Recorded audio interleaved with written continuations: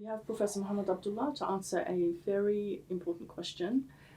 So today's question, Professor, is abortion permitted in Islam? Bismillah, alhamdulillah, wassalatu wassalamu ala rasulillah. Amma ba'd. First, we need to appreciate that life is sacred, life is important in Islam, and no life should be taken without a justified cause. Justified cause is only what Allah Ta'ala has told us is. And therefore, the general rule among Muslim scholars is that abortion is not permitted unless there are extenuating circumstances, unless there is darura or necessity, absolute necessity. This necessity could be medical necessity or physical necessity. So the embryo is alive, and it becomes more so when the soul is infused into it. There is general agreement among Muslim scholars that the soul is infused at 4 months. Right. And therefore, whilst abortion is prohibited before 4 months or after 4 months, Muslim scholars in the past and the present has discussed under what circumstances might abortion be permitted. So, for example, if giving birth is going to cause the death of the mother based on serious expert medical advice, then abortion might be permitted, because in this case, priorities demand that to save the mother before the child, the embryo. And so that would be an extenuating circumstance where abortion is allowed. Or serious medical conditions, maybe the deformity of the child, such that we know medically, based on sound expert medical advice from more than one competent expert, that if the child is to be born, then it will have some serious deformities that are untreatable. Then that might be a reason for abortion. And this would be before the 4 months? Or after. The abortion becomes more difficult and more problematic after the 4 months. Right.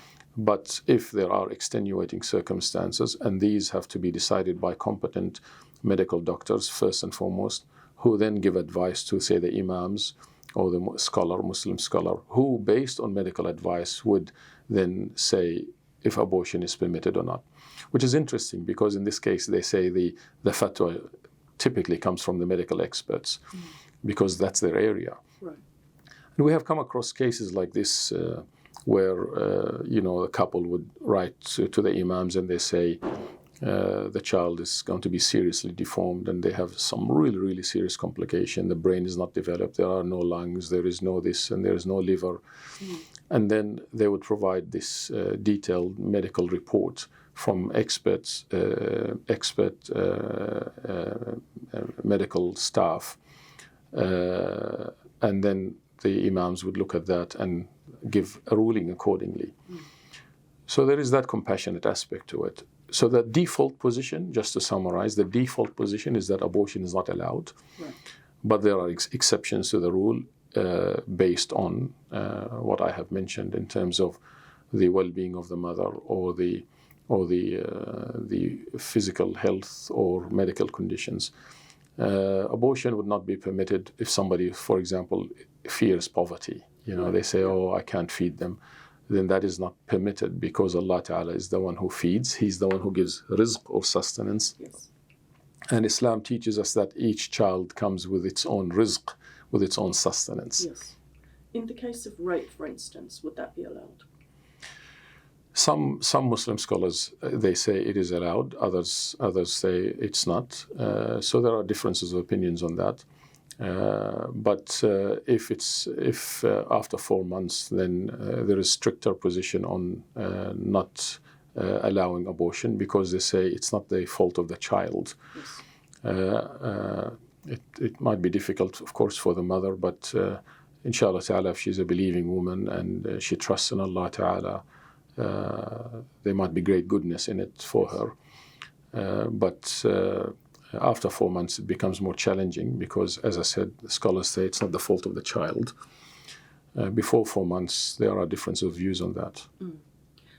Can I just ask very quickly, while we have you here, want to benefit from your knowledge.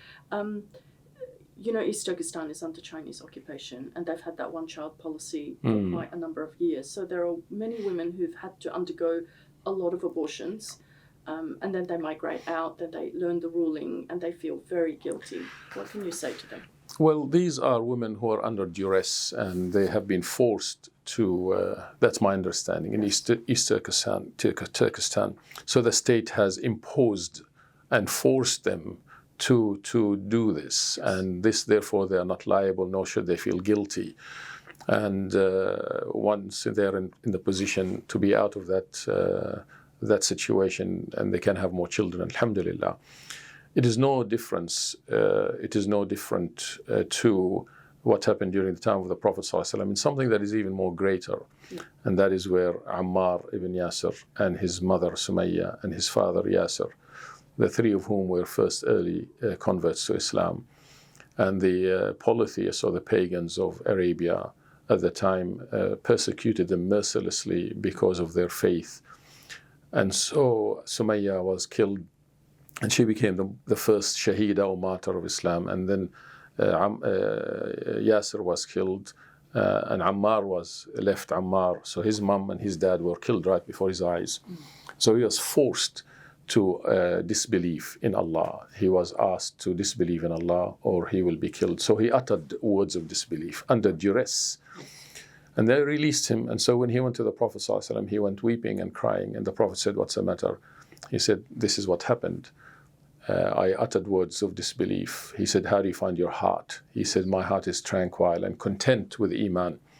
He said, فَإِنْ عَادُوا فَعُدْ. If they do it again, then don't worry about it, say it again.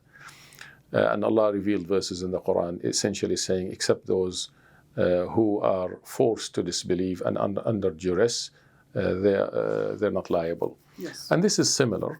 You know, these are women who are, unfortunately, may Allah Ta'ala make it easy for them and relieve the situation of the East Turkestani people. But they shouldn't feel guilty about it. And when they have the opportunity to have children, if they can have more children and move on. Yes. Wallahu a'lam.